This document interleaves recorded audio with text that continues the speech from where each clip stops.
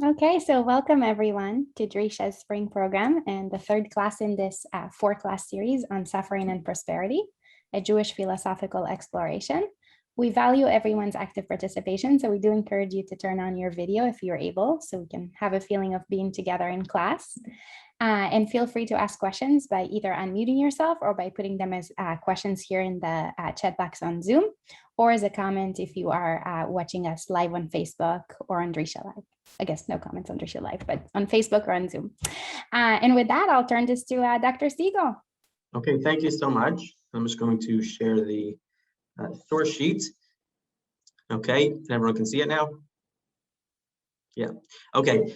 So to those who were with us last time, and to those who weren't as well, we ended with a certain tension that we noted within the sort of approach that we were discussing last time. Looked at sort of a family of approaches that included the free will theodicy and the soul-making theodicy as their primary members. And what united those is what we referred to as theodicies of Gadluta Adam, or the greatness of humanity, of human beings. According to those understandings, God created the universe in such a way that sort of had humanity at the center. So much so that what's true regarding humanity is what justifies pretty much all the evil that there is. You know, if we just take just those theodicies, just those defenses or solutions all by themselves. And we noted sort of a tension within those approaches, which is that on the one hand, they need to hold humanity up on a pedestal of sorts. But on the other hand, in the main, maybe exclusively, they are of a sort of global sort. Right? They have God taking into considerations at a global cosmic scale, presumably of necessity. And that means that God is making these calculations in a way that's sort of maybe not giving each individual his or her due that we would expect if we were to hold humanity on such a pedestal. And so that's the tension that we ended with. And so I want to now move to another family of approaches which avoids that tension by basically just denying the first side of that structure. Right? So it doesn't rely at all, the approaches we're going to see, on the centrality or the greatness of human beings. If anything, it relies on the smallness of human beings, and we'll go on to explain what that smallness consists in. What does that mean? In what way are human beings small on this way of looking at things? But before we start to clarify this philosophically, you know, if we're to think about what are the traditional answers or suggestions to address the problems of evil in our tradition. So last time, you know, sort of the earliest sources we were looking at were in Rabbinic sources, Talmudic sources. That was maybe the earliest attestation that we found, at least according to certain interpretations, of something like a soul-making theodicy. But of course, the classic text in which the problem of evil is taken up in our tradition is earlier, is the biblical text of Job, among other biblical texts. And if we think about what's said in the book of Job, and specifically at the end of the book, when God himself reveals himself to Job out of the whirlwind, and then look at Job's reply, there is nothing said about humanity's greatness. Now, it's not clear, it's certainly a matter of controversy, interpretive controversy, as to whether the speech that God delivers, which we'll look at snippets in a second, that speech, is it supposed to convey any sort of solution at all to the theoretical problem of evil? Next time, we'll consider approaches according to which maybe there isn't any solution, maybe we're not supposed to seek one. And if that's your approach and and you're still trying to find sources in the book of Job. Sorry, I realized the source sheet was on a later page. Okay, here's the first page of the source sheet. Then you would probably emphasize in Job's response, and such commentators do, this is in Job's response in chapter 42, verse 5, the Shema Ozin Shmaticha Vata Eini Ra'atcha. I had heard of thee by the hearing of the ear, but now mine eye seeth thee.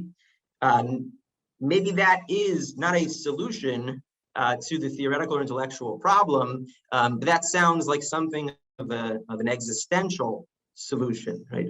Job was just looking to be in contact with God and communion with God, that God would show his face. And that's what Job got. And somehow that made Job able to deal and contend with his suffering without at all addressing the theoretical problem of evil, right? But that's not the only way to understand what's going on in the speech that God gives, or speeches that God delivers. And in Job's response, it could very well be, and one could naturally interpret what's going on in these speeches as providing at least the raw ingredients for a response to the theoretical problem. You know, it's certainly not laid out carefully as a philosophical solution of any sorts, but it could be that the raw ingredients are there, the themes are there, from which one could construct a solution. And if that's how you see what's going on in these speeches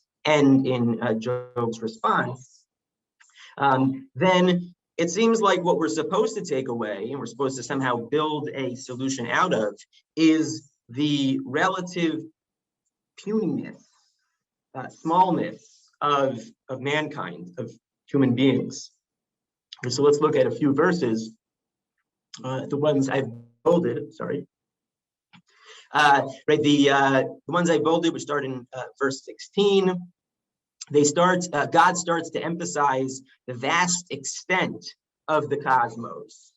Okay, and that the vast extent spatially, the vast extent temporally, as we'll see in a moment, and the vast extent just in terms of the sheer power manifested by so many different things, so many different creatures. So verse 16, hast thou entered into the springs of the sea, or hast thou walked into the recesses of the deep? Have the gates of death been revealed unto thee, or hast thou seen the gates of the shadow of death, going from the depths of the sea to the gates of death? Hast thou surveyed unto the breadths of the earth? So here God is explicitly calling attention to the breadth of the world. Declare if thou knowest it all. Where is the way to the dwelling of light? And as for darkness, where is the place thereof? Right? Two diametrically opposed things. Job is supposed to come to recognize that both of these find a home in this vast universe, that thou should take it to be the bound thereof, and that thou should know the paths to the house thereof. And then God speaks to the temporal limits. Yadata ki az tivaled umispar yamecha rabim, as a rhetorical question, right? Do you know these things, for you were born then at the beginning, at the very time of creation, and the number of thy days is great? No, of course not, right? You know, Job, that you occupy such an infinitesimally small portion of the history of the universe. Okay, and so we have such a strong emphasis on the smallness of Job. And in comparison to the heavens, certainly in verse 37, who can number the clouds by wisdom, or can pour out the bottles of heaven? Right? Once Job realizes this, in his response, at least according to one way of reading this admittedly very ambiguous response, this is the final verse in Job's response. So this is like, the conclusion of it all. You'd expect that if there's an answer here, if we want to figure out what did Job learn, and which is presumably what God wanted to teach him, the answer is likely to be in this verse, verse 6. Al-kain emas v'nichamti al afar va'efer, which you have here. This is the JPS. Wherefore I have bore my words and repent, seeing I am dust and ashes. In the New Jewish Study Bible, we have instead, Therefore, I recant and relent, being but dust and ashes. So at least regarding the second half of the verse, that both translations agree that what Job is saying here is essentially, I'm nothing, right? He's recognizing that he is but dust and ashes, the term used to capture the nothingness of humanity, both in the biblical case and also in our later liturgy. Now, this is not the only interpretation available of this verse. What it means, alafar va'ether, it is, I think, the interpretation of the medieval exegete Ibn Ezra, Avram Ibn Ezra. He says, "Al ken emas b'chol dvari v'nichamti alafar va'ether, ki anochi nivzeh ketam v'anochi afar va'ether," right? Because I am lowly, like dust and ashes. That is what he has come to learn. Other interpretations include the possibility that Job is here alluding to chapter 2 of the book, in which when he is beset by all of these afflictions, he then sits in ashes. And so he is, according to this other interpretation, regretting the fact that he mourned, regretting the fact that he took this so hard. Another interpretation, which we'll see soon in Maimonides in the text, is that I regret the fact that I cared so much about my body. When you think about how would I refer to my body? Well, if I wanted to distance myself from my body, I might refer to it just as dust and ashes. It's not, according to that interpretation, to acknowledge his overall lowliness. Okay, but I think the standard accepted interpretation, at least one very common interpretation, is that in the final words of Job here, we have Job acknowledging his lowliness, his smallness, his insignificance. And this is somehow supposed to, if that's how we understand the back and forth here, is actually addressing the problem or problems of evil. This is somehow supposed to address Job's complaint, right? Job's suggestion that there's something really amiss about the world as a whole. And so what we're going to try to do today is explore a number of different ways in which that smallness might actually give us something of a solution, right? In one case, it might be a solution that's hard for us to swallow. In another case, it's going to be a sort of very speculative, metaphysical suggestion. But either way, it's going to be the beginnings, if not more, of a solution to some of the problems of evil that make use of human smallness, okay, human puniness. Okay, there were some questions already before we go on. I think there were. Sivan has a hand up. And there's one in the chat here. And you can go ahead and speak. Okay, there's. May I ask a question? Sure. Yeah, in this portion about Job's smallness, one is possibly Job's smallness in terms of the vastness of the universe, that he's puny, he's small, he's insignificant. Is there also a reference about the smallness of his lifespan, that his lifespan is insignificant compared to the length of the time of the universe? Is there any such reference here?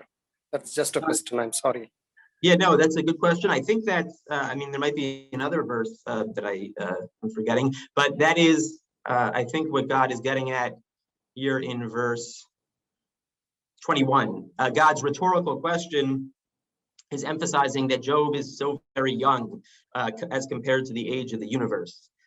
He doesn't in that verse point to the terminus, the end point of Job's life, but it definitely does emphasize Job's relative temporal smallness as compared to the size of the universe.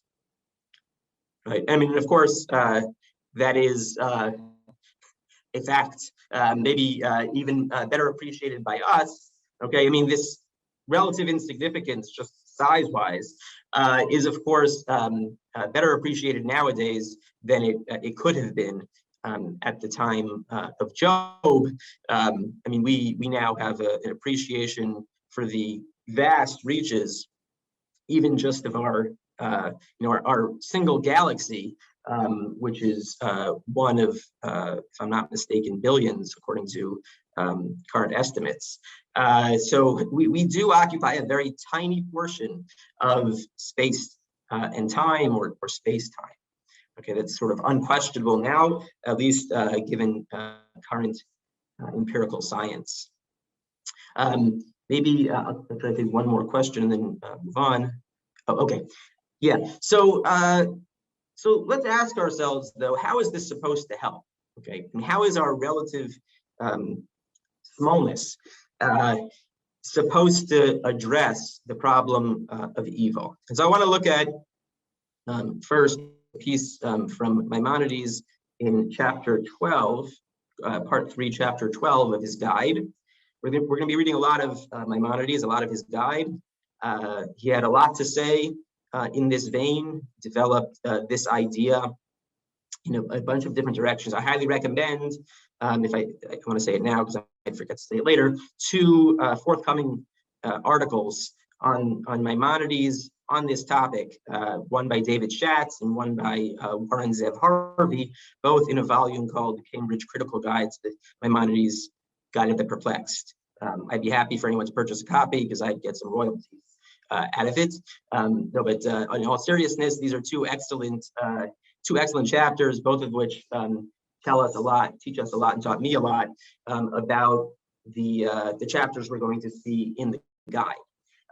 But I want to start with a piece that I think is not relevant, okay, that one might take to be relevant. And Maimonides says some things that resonate with what we just pointed out.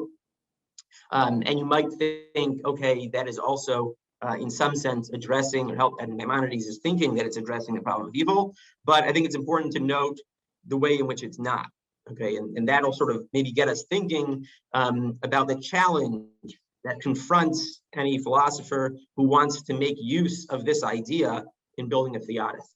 Okay, so without further ado, in source number 4, and I'll just read the English translation taken from Saria.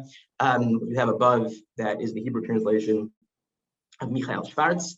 And Maimonides says as follows: men frequently think that the evils in the world are more numerous than the good things. Many sayings and songs of the nations dwell on this idea. They say that a good thing is found only exceptionally, whilst evil things are numerous and lasting. Not only common people make this mistake, but even many who believe that they are wise. And he quotes the Persian philosopher Al-Razi. Al-Razi wrote a well-known book on the metaphysics. Among other mad and foolish things, you can see Maimonides did not like Al-Razi, it contains also the idea, discovered by him, that there exists more evil than good. That is, as it were, discovered by him. Maimonides doesn't think this is a correct idea. If it were a correct idea, though, it would be discovered by him. This claim that if you take the world as a whole, and if you could somehow quantify how much evil is there and how much good is there, in maybe what a somewhat crude sort of way, Al-Razi's view is that there's more evil than good. Okay, and then he goes on to explain, and we don't need Al-Razi to point this out, as we noted at the beginning of the series, the world does contain a lot of grief and pain and defects, and so on and so forth, right? So there is a lot of evil there.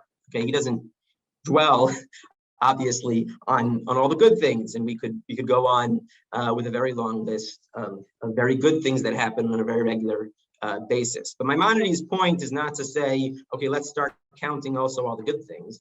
He wants to identify the source of Al-Razi's error, okay, because he thinks he is in error, and in fact, there is more good than bad. And so he says the origin of the error is to be found in the circumstances that this ignorant man and his party among the common people judge the whole universe by examining one single person. For an ignorant man believes that the whole universe only exists for him, as if nothing else required any consideration. So what is Maimonides' diagnosis of the mistake that's made by Al-Razi? His diagnosis is that certainly the common man, and he thinks Al-Razi may have fallen prey to this as well, basically judge the entire universe by thinking primarily, first and foremost, and maybe in some cases exclusively, of his own case. He just thinks of himself when he's making a judgment, pronouncing on the universe as a whole. Okay, and this can be perhaps what underlies that mistake is an even more absurd mistake, which is the idea that we could believe, any of us could believe, that the entire universe exists just for me, right? And if you think that, you might naturally be led to focus when trying to count up evils and goods on the apex, on the purpose of it all, which is me. Right? And Maimonides thinks, no, that's a terrible mistake, and it's also once exposed, sort of a very obvious mistake. Right? Now, let's say Maimonides is right, and I think I mean by that two things. Let's say he's right in his diagnosis of the error, and let's say he's also right in his claim contra al-Razi that there really is more good than evil in the world, right? Because when we consider the vast expanse of the cosmos, which is what God in Job is calling us to do, right? We start to recognize all sorts of unbelievable things. But even if we expand beyond our own selves, our own individual selves, we start to see lots of goods that we didn't otherwise notice. Okay, and so in the overall calculation, maybe we could then reasonably come to the conclusion that there is indeed more good than evil. Now, it's important to notice, though, that even if all that is right, we haven't really addressed the problem of evil. Right? We haven't addressed why there is evil. We haven't addressed how God could permit evil and permit evil in the magnitude and the distribution that he did permit it. We wouldn't have an explanation for local evil, the particular evils. Why did God permit this evil? All we would have been able to conclude, which doesn't mean it's not of interest, but it does mean that it's not really getting us very far in addressing the questions we had at the beginning, is the conclusion that on balance, the world is has more good than bad. Okay, but it's important to note this point because it's important to note it when we're trying to think of how to take the raw ingredients from Job and try to develop a theodicy.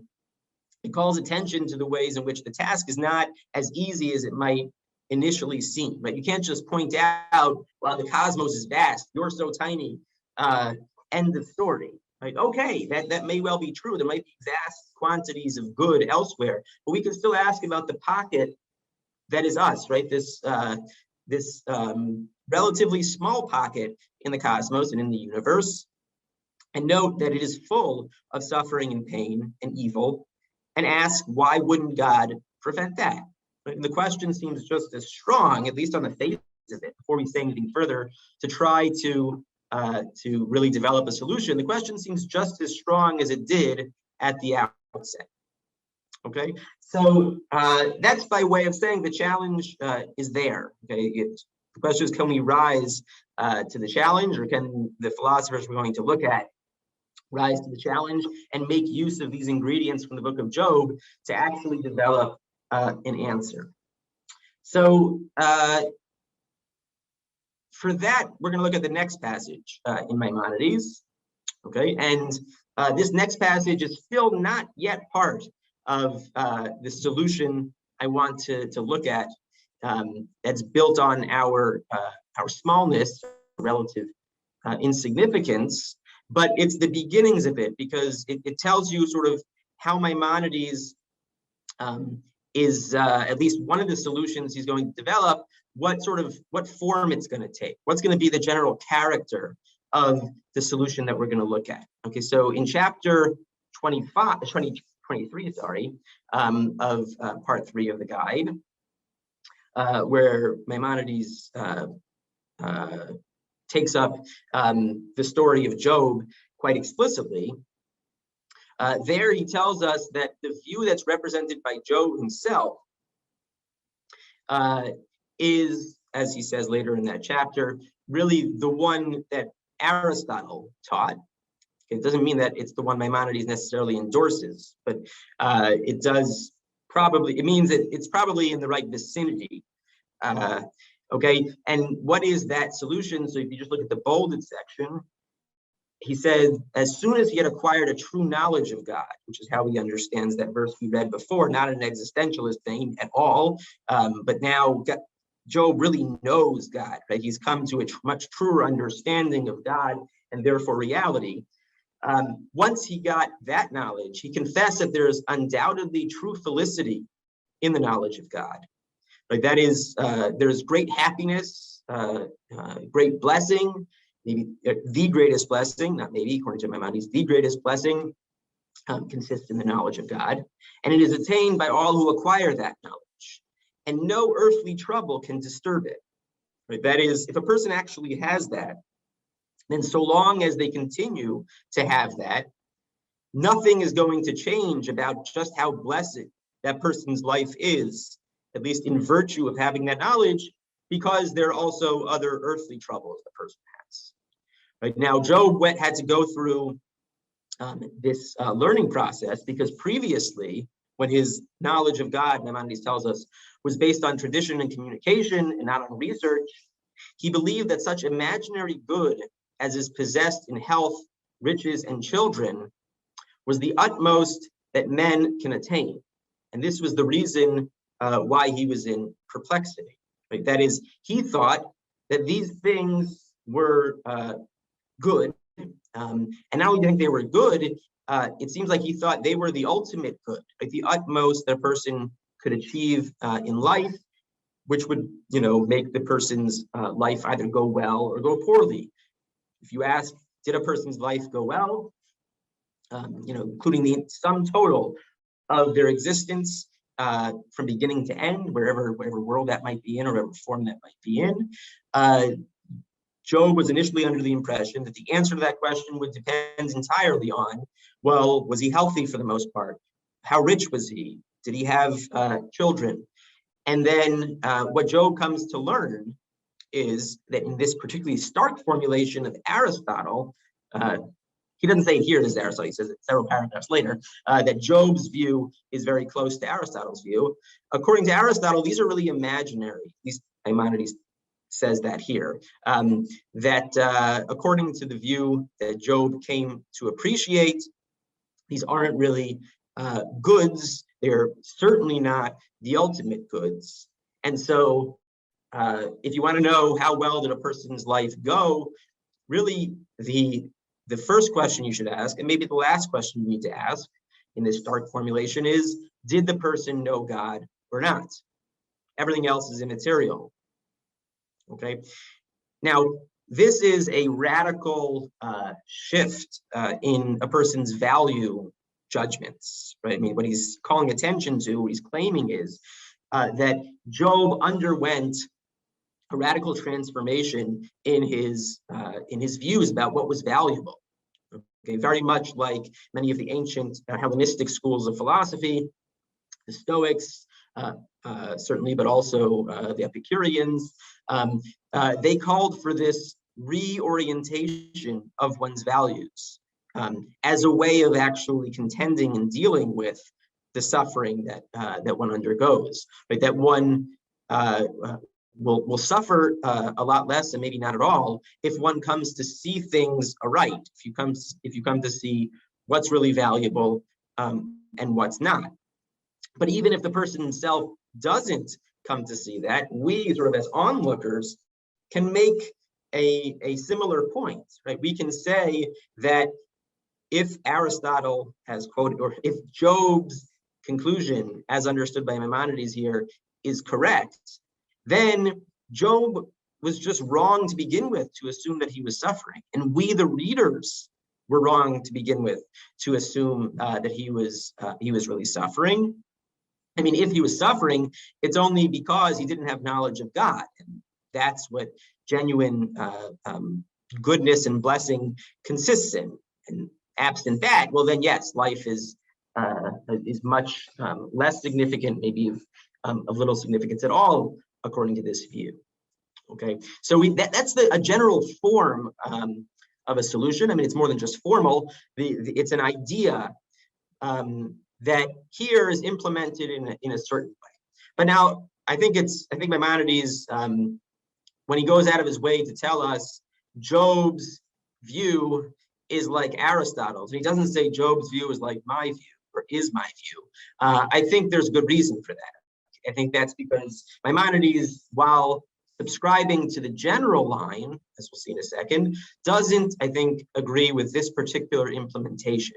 Okay, because Maimonides does not think that health and children are not goods at all. Okay, and he certainly would not himself refer to these as purely imaginary goods. And he was well aware, as was Aristotle himself in certain places, of the instrumental value of health and wealth and whatnot, right, in bringing about the sort of happiness that maybe does lie as man's ultimate good and man's ultimate happiness.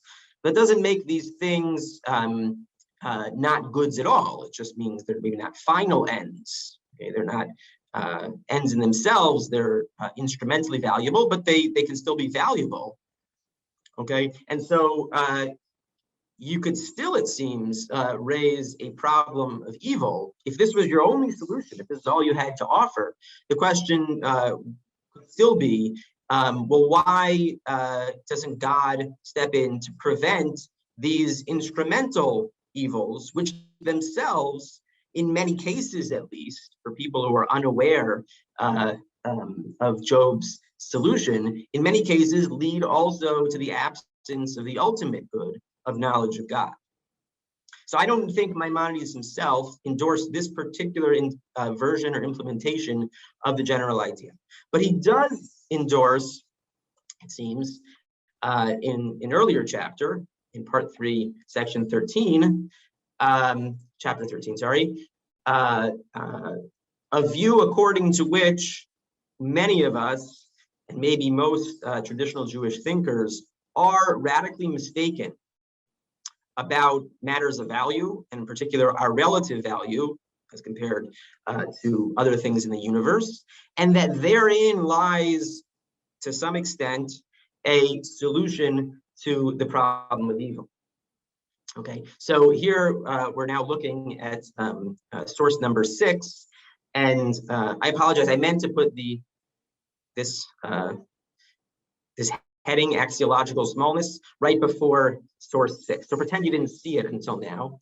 Okay, now we're going to discuss axiological smallness. Axiological meaning relating to value.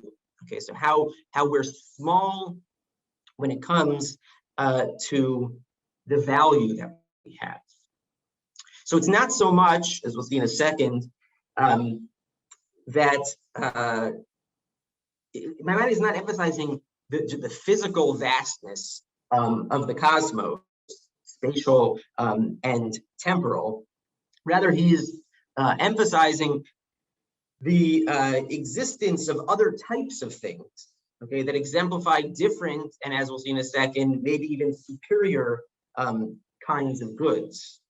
Okay, it's like Hamlet said, right? There are more things in heaven and earth, Horatio, than are dreamt of in your philosophy. Right? If our previous philosophy was that man is the center of things, humanity is the purpose and the most important aspect of creation, Maimonides is telling us, in the vein, I think, of God out of the whirlwind, to expand our imagination, but not just so that we get a sort of more of the same, and we realize we occupy such a small portion spatially and temporally of the cosmos.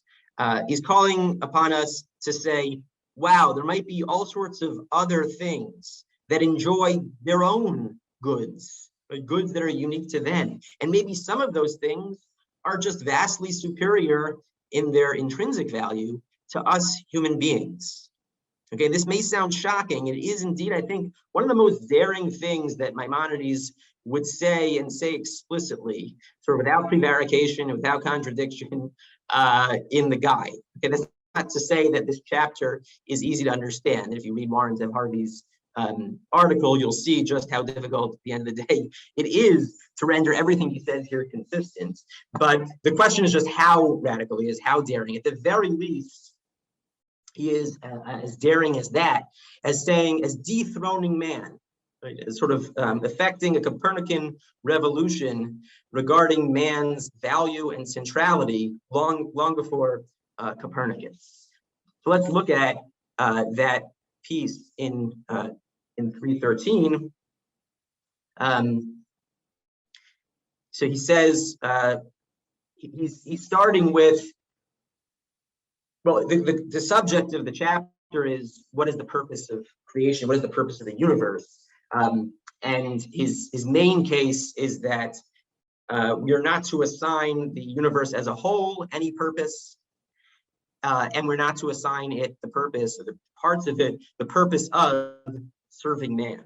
Okay, and he first makes the case that this is true on the philosophical view, what he calls Aristotle's view, okay, which is supposed to be somewhat surprising that Aristotle would be forced into the view that he thinks he is.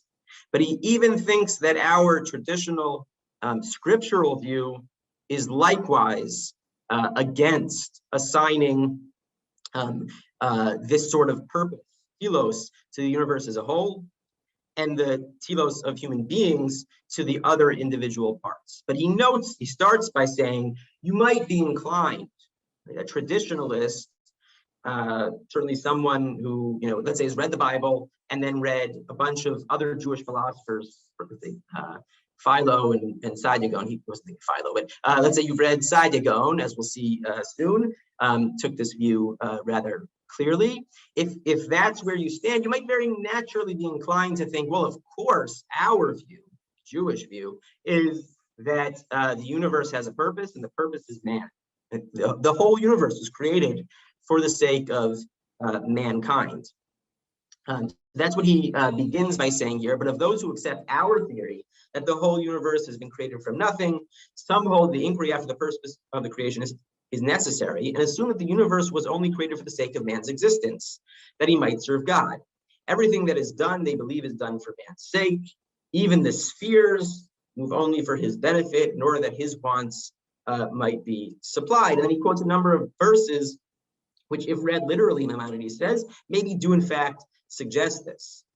Okay, but then he disagrees and says, on examining this opinion as intelligent persons ought to examine all different opinions, we shall discover the errors it includes. Okay, and his main objective is two, but I think the one that's maybe more compelling of the objections he has to this view, just on purely philosophical grounds, is that he says, if all of these other things are there to serve human beings and created for the sake of human beings, then presumably, he thinks this is like axiomatic, they are necessary for the existence of human beings. Otherwise, you could just do without them if they're not necessary. But he says it's pretty evident that they're not necessary, right? We could do with all sorts, without all sorts of these other things that God out of the whirlwind calls our attention to. Okay, and that's his philosophical, one of his philosophical objections to this view. And then what is his own view? He says it black on white, as black and white as he can be in the guide. He says, I consider therefore the following opinion as most correct according to the teaching of the Bible, and best in accordance with the results of philosophy. Namely, the universe does not exist for man's sake, but that each being exists for its own sake, and not because of some other thing.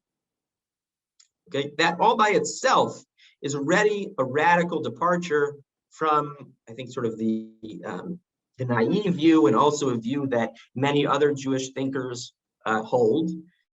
Right? He is saying everything exists for its own sake, or he raises the possibility for God's sake. But let's ignore that for a second. Everything that's created exists for its own sake and its own sake only. Okay, this is a straightforward denial of the claim that everything else exists for the sake of man. And this all by itself, this sort of reorientation, suggests a reorientation regarding value, right? Goods. it's not just a matter of what God's purposes are. Presumably, if God created the stars for the sake of themselves, then there is some good that's realized in the creation of the stars, a good maybe for the stars that's different in kind from the one that's realized in the creation of humanity. Right? It seems like God is aiming for the realization of different goods. The moment you deny that everything is for the sake of humanity, you certainly don't have to think that whatever goods are instantiated or made possible by the existence of the stars and the heavens and whatnot are going to be somehow, at the end of the day, related to humanity. They can be human goods. Okay, you've sort of set them free, liberated them from having to serve mankind. Okay, in your scheme of value. But Maimonides goes substantially further than this and says another thing, black on white, in the context of this discussion, which is not just that these other goods, that these other goods are different. He says that mankind, humanity, occupies a very low position in the scheme of things, not just vis-a-vis God, that every Jewish thinker is going to acknowledge, but even as compared to other created beings. Okay, in the continuation, okay, of 3:13, he links these 2 points together: the issue of creating things like the spheres, the celestial beings, the angels, for humanity, which he emphatically denies, and the question of, well, which is more valuable, if any? Is there one that's more valuable than the other? Maimonides links these two and says, you cannot possibly think that the spheres and angels were created for our sake, because look at the difference in value between these things. He says, now compare your own essence with that of the spheres, the stars, and the intelligences, and you will comprehend the truth and understand that man is superior to everything formed of earthly matter, but not to other beings. So yeah, maybe there's a hierarchy, and man is on the top of the hierarchy in value with regard to certain other things, okay, what he refers to as earthly matters or this sublunar world. But then there's this vast just range of other beings, right? Many other kinds of beings that are vastly superior to human beings in their sort of intrinsic value. And so what's good for them is presumably, in the scheme of things, much more important than what's good for human beings. Okay, and he says the same thing in the earlier chapter.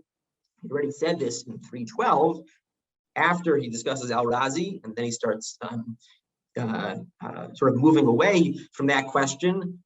He then says, what we have in truth to consider is this: the whole of mankind at present in existence, and a fortiori every other species of animals, form an infinitesimal portion of the permanent universe.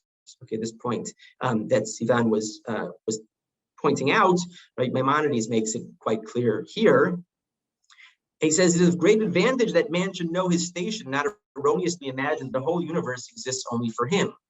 We hold the universe exists because the Creator wills it so, that mankind is low in rank as compared with the uppermost portion of the universe, namely with the spheres and the stars.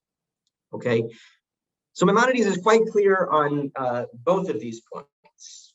Okay, that there are many things out there and many different kinds of things, all of which exist for their own sake and presumably exemplify their own sort of goods. And not only that, that there is a hierarchy in which of created things in which man is not at the top, not even anywhere near the top. And like I said before, he is departing here from other traditional Jewish thinkers. He presumably had Segal in mind, okay, in a few of these things. Sorry, there was I see now there are a number of questions. Let me just finish the point about Segal, and then I'll take a number of questions before we go on. Okay, Segal disagreed about both things, both about the question of the telos, about the purpose of the universe, and about the relative value of humanity. And both of them are combined, okay, in source 10, so we'll just skip source 9 in the interest of time. And in source 10, Saadia Gaon tells us that even though there are many creatures, right, we should not be perplexed or confused regarding what their end or purpose is, okay, to know, well, who is it or what is it? Because he says, it will become clear to us who is the purpose of all of the creatures, and we will make clear that that purpose is mankind. And how does he know this? Because haminhag v'habniya misimin kol davar nichbad be'emtza advarim asher einam nichbadim kamohu. Because as a matter of empirical fact, he claims, man is at the center, and you always put the most important thing in the center, okay, literally in the center, physically. You know, if you think of the universe as a sphere, man is at the center, and that is a clear indication, a clear empirical indication, according to Saadia Gaon, that man is the most important thing. And then apparently, without even distinguishing between these two questions, that is likewise a proof that man is the ultimate purpose of all of creation. So man sits at the top, both in terms of value and as the goal of it all, the purpose of it all. Okay, and Rabbi Norman Lamb, in this article of his, Man's Position in the Universe, summarizes very nicely the two positions, Saadia Gaon and Maimonides, and traces them to sort of two different positions among Greek thinkers.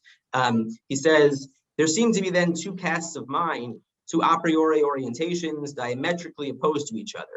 The older one, with its Pythagorean roots in Greek philosophy, accepted by Plato and tacitly accepted in Jewish literature, what we might call the centripetal value structure, one which Saadia accepted and attempted to prove empirically in order to validate his anthropocentric notions, that is, that man is at the center. The other, what we might call the centrifugal value structure, which sees the things that are at the outer reaches as more important, propounded by Aristotle, and which held sway over most of the medieval thinkers. Not the least of those in the latter group, those who accepted the centrifugal bias of Aristotle, is Maimonides. Okay, right. So he does not put man at the center. He puts these things at the outer reaches, at the crux, at least in the scheme of value. Just as Saadia was led by his centripetalism to anthropocentrism, so Maimonides was led by his centrifugalism to reject completely the Saadianic view of man as the mechuvan habriya, that is the purpose of all creation.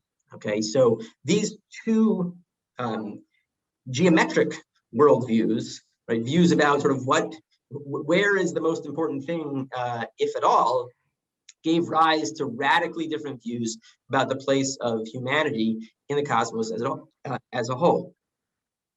Okay, now what does any of this have to do with the problem of evil?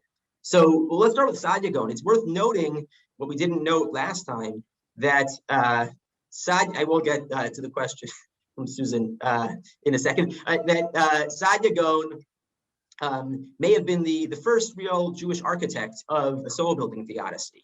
Right? We tried to find indications of it in the Talmudic passage in Brachot about Yisrin Shel Ava, but we didn't note this. But Saadia Gaon really, develops the case systematically, which is not to be surprising. It's not surprising that someone who took this kind of anthropocentric view would take on board a theodicy from the last lecture, one that's focused on the Galut Adam.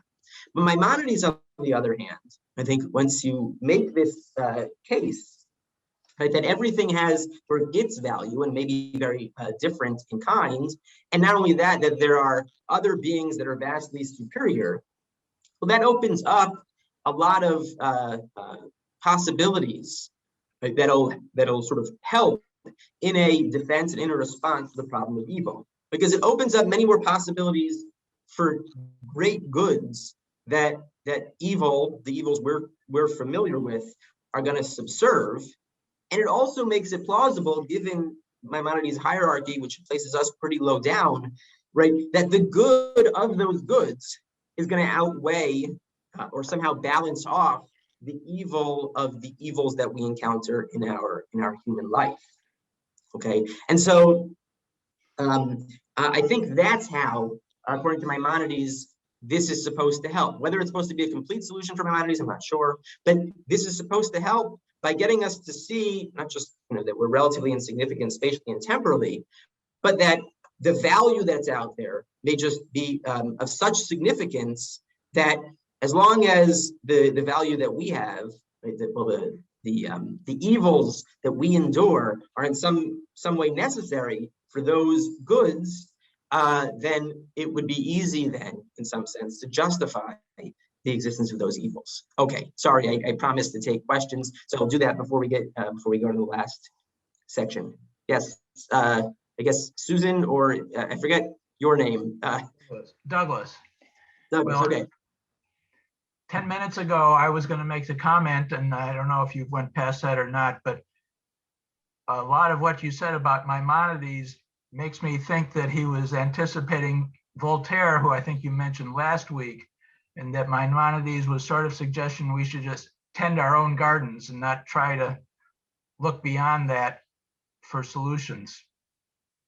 Yeah, so that is definitely a point that Maimonides makes, sort of looking at the epistemic limitations of human beings, and that's going to come up. That's going to be the center of the next and final lecture, where Maimonides, in his own reading of Job, does seem to suggest that, both on his general grounds of negative theology and epistemic limitations, suggest that we kind of try to focus on what we know and what we can understand, and set aside that which is truly beyond us. But here we have a different kind of limitation, or a different kind of smallness that I think Maimonides is exploiting. He may not think that that's the point of God's speech out of the whirlwind, but he definitely is making the point that there's sort of an axiological smallness, this smallness in value, which can itself be employed to actually offer a solution or a possible defense against the problem of evil. But that still leaves us having to take care of our own situation. Sure, yeah. Yeah, there's a lot that we our own situation. Right. Yeah, it doesn't exempt us in any way, of course, from taking care of all the evils that we can take care of. And Maimonides, also speaks about sort of all the ordinary ways in which evil is a result of things that we do and bad decisions that we make and things that we could prevent. Okay, maybe I will take the questions from the chat at the end, if that's okay. Unless if someone has a question that's sort of you want to discuss right now about what we discussed, that's fine. But just please raise your hand then, so I can see that it's. I don't see anyone raising their hands. Okay, so I think that although it's fascinating, this approach of Maimonides, maybe even true, I think it's a hard pill for many of us to swallow. Okay, it's a hard pill to swallow that we are so insignificant that maybe the proper way to think about the problem of evil would be like if ants were to raise the problem of evil, and let's say there weren't any beings greater than us, but like we would think, oh, the solution to their problem of evil is relatively straightforward. I mean, there's so many things of such greater significance than the goods that ants can enjoy, including the goods that we can enjoy, that their problem of evil doesn't really get off the ground. If we're to think of ourselves on the analogy of ants, or more than an analogy even, we're supposed to think that our problem of evil is roughly like the ants' problem of evil, just instead of from our perspective, it's like the perspective of other much more important created beings. That's a very not only hard pill to swallow, but anti-humanist, pill to swallow. So any of us who are sort of diehard humanists might find this very troubling.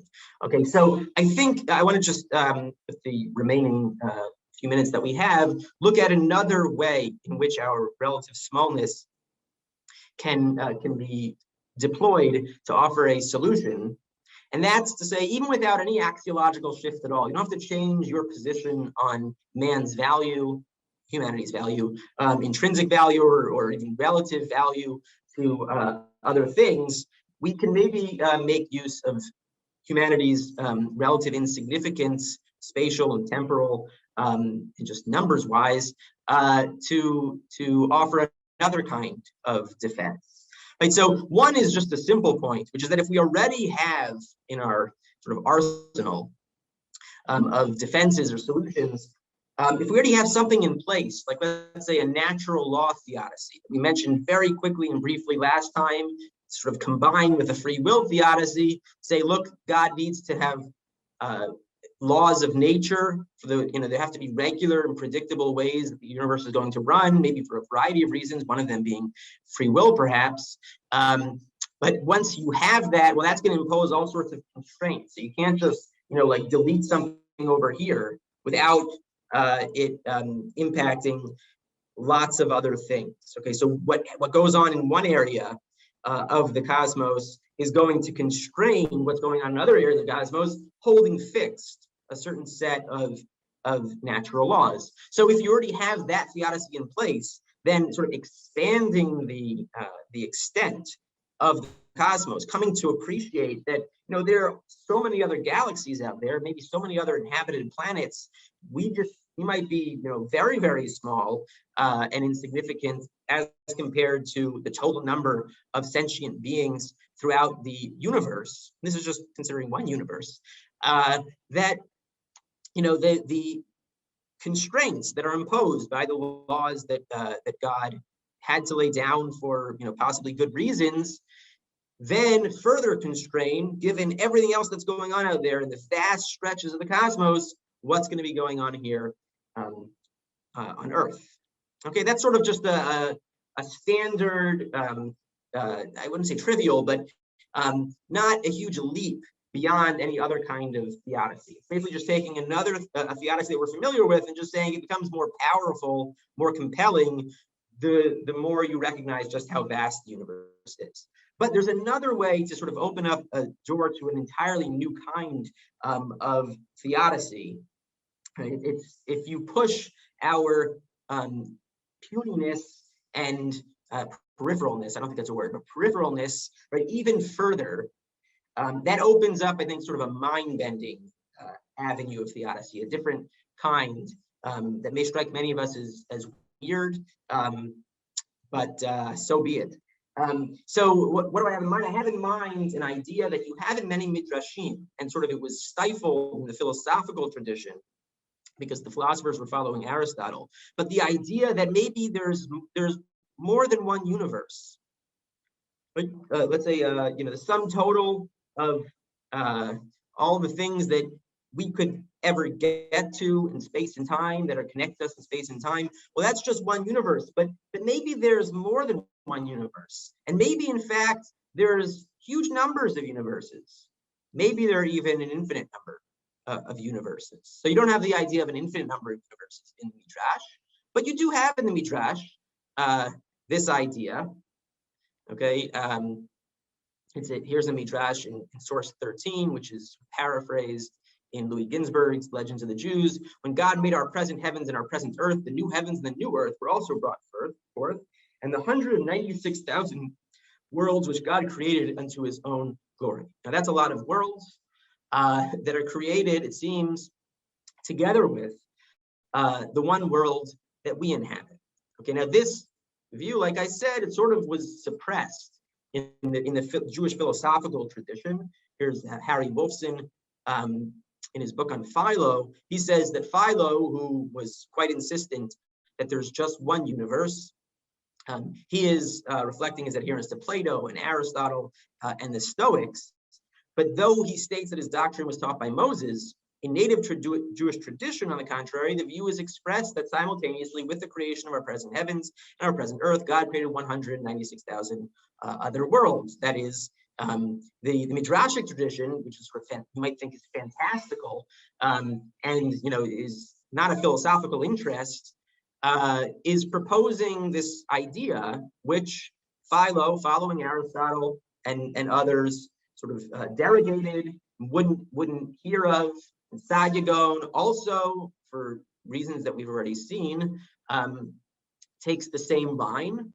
it took a philosopher of stature of Chazdai Kreskas, but also the creativity and daring of Chazdai Kreskas, who questioned much of Aristotle's doctrines, to say, no, this is an open question, right?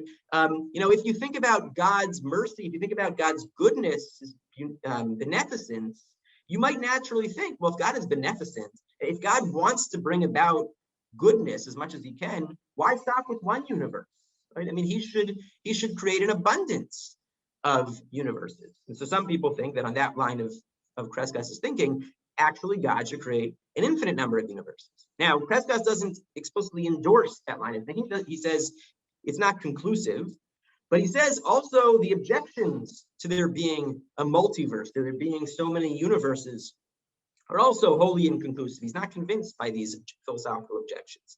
And so he says it's time that we make room for the Midrashic tradition. He quotes it from the Talmud Bavli, the Babylon Talmud and Avodah Zarah. I know we're almost done, just 2 minutes.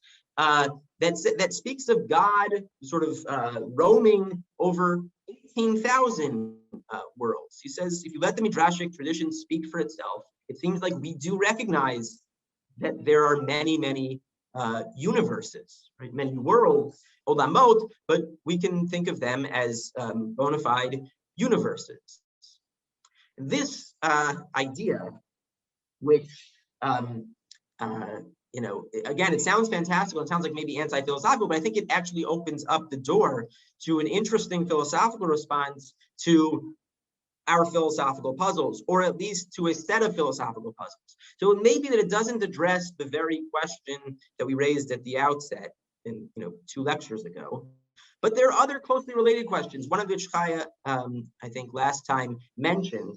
One is, if God exists, then he should create the best possible world. But, like Voltaire suggested, this isn't the best possible world. Okay, so God must not exist. Or if God exists, then it can't be there's just an infinite hierarchy of possible worlds, each one better than the other. Okay, because then God would be put in this strange position of arbitrarily choosing which world to create. And yet it does seem like maybe there's an infinite hierarchy of possible worlds. Any possible world, any possible total situation you could envision, you can make it a little better by adding something good. And so must be God doesn't exist. These are also variations of the problem of evil, and they raise serious philosophical problems. But the possibility of a multiverse has been taken seriously recently, not only on empirical grounds and philosophical grounds apart from this, but taken seriously as a solution to the problem of evil. Right? And the basic idea is, right, suppose God, if he were confronting just choices between single universes, so he would presumably draw a line somewhere. Some of them are just so bad, they're not worthy of creation. But above a certain line, you have this vast hierarchy. God could create any of them. Now, he's not going to create the worst one of them. That seems unbecoming, like we just said. But what if there's a possibility of a multiverse, maybe a multiverse of a multiverse, okay, an infinite multiverse that includes all of the possible worlds, possible universes, and possible multiverses that are above that line. And maybe that's the world that we inhabit. And we only inhabit one very small portion, not just one planet in one solar system, in one galaxy out of billions, but just in one universe. Right? And we don't notice. So that's why we tend to think this is not the best possible world. And we tend to think there's this infinite hierarchy. But that's because we're ignoring the fact, okay, that we do in fact inhabit this multiverse. Okay, so that's a second suggestion that focuses on our metaphysical smallness, not our axiological smallness, to address the problem of evil. But by way of conclusion, it's obviously very speculative, even though some people suggest there is good empirical and philosophical support for the existence of the multiverse. It's of course very speculative. It may be so speculative that you're drawn to the idea that we mentioned briefly before, that we're sort of out of our depth here, right? And maybe this whole question, the whole problem of evil, is sort of beyond us, and we shouldn't speculate about matters such as these. So next time we're going to discuss a third and final kind of smallness, the epistemic smallness, intellectual smallness, and whether that leads to a different kind of solution or whether it leads us to stop seeking solutions at all. Okay, so that'll be next time. That'll be the last class in the series. Okay, now I apologize. There are these the chat. I also apologize for going over a few minutes. Let me see. Question coming from Facebook. Difficult to weigh the good we have no knowledge of. Yeah, so if I understand the question correctly, the idea is it's going to be hard to make any firm judgments that this good does in fact outweigh the evils that we experience. But here I'm going to say something that alluded to at the beginning, the first lecture, and then we'll discuss a lot next lecture. The question is, what is your ambition? So many philosophers point out that we don't need to be offering what we take to be God's actual rationale or justification. Maybe it's sufficient to say, for all we know, this is what's behind it. For all we know, God's rationale and justification is that there's such and such a good. Okay, and that's what some philosophers called a defense, as opposed to a theodicy. We have this distinction. Theodicy is put forward as what we think God's rationale is. Maybe that just requires too much hubris, but much less hubris is required to say, here's a possible story, and here's not only a possible story, a story that's true for all we know. We don't know anything that is inconsistent with that story. And so, yeah, it may be very hard to pronounce definitively on these states of affairs in universes other than our own, or even in the nether reaches of our own universe. But what we need for a defense is something much, much less robust than that. That's an excellent question, and it's a good segue for discussion next time, which we won't do now. Okay, I misused the word segue, perhaps. So next time we will discuss that in greater depth. Does anyone have any more questions, or feel free to unmute? Yeah, ask. Could you please post the source that you mentioned, something that has the article by David Schatz in it? Sure, yes, I will definitely do that. I will put that in the chat right now. And there seems to be another question also. Again, I'm happy to take while I'm doing this.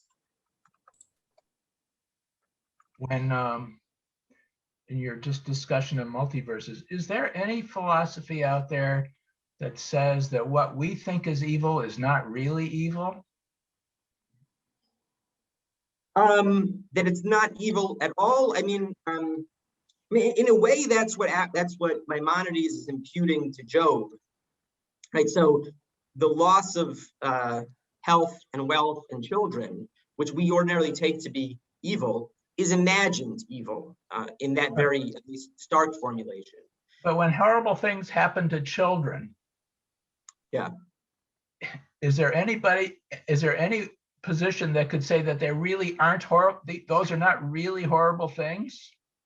I don't think there's any defensible position that can say that. I mean, like we said in the first lecture, that there are those who would deny the existence or reality of those things, right? I mean, if you think this entire world is just an illusion or some sort of dream, I mean, that's a out there position, but I don't think it's morally indefensible.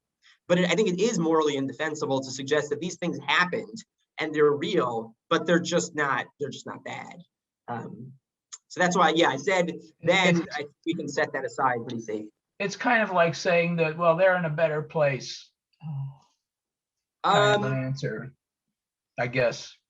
It's I think that is at least in a much better place morally than to deny that it's an evil in the first place. I mean, that's to say there's some compensating good, which some people might find morally offensive, but it's certainly not to go as far as to say there's just nothing wrong there, nothing evil about that. Oh, sorry. Okay, so I'm just trying to hold on a second. Okay, I just put in the chat a link to that book in which you have the two articles. Okay, it'll be coming out next month. Thank you so much, Dr. Segal, for the interesting Thank third you. class of this session. Looking forward to the final class next Monday and hope to see everyone then. Thanks to everyone who joined us today here on Zoom and Drisha Live and on Facebook. We continue our spring program here at Drisha this evening at 8 p.m. with the first class in the series, What Stops the Plague, with Miriam Getweiser.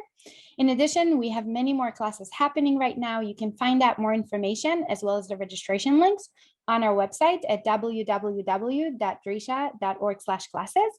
Thanks again for the opportunity to learn with you, Dr. Segal. And again, thank you to everyone who attended. We hope to see you this evening and also at many upcoming classes here at Drisha.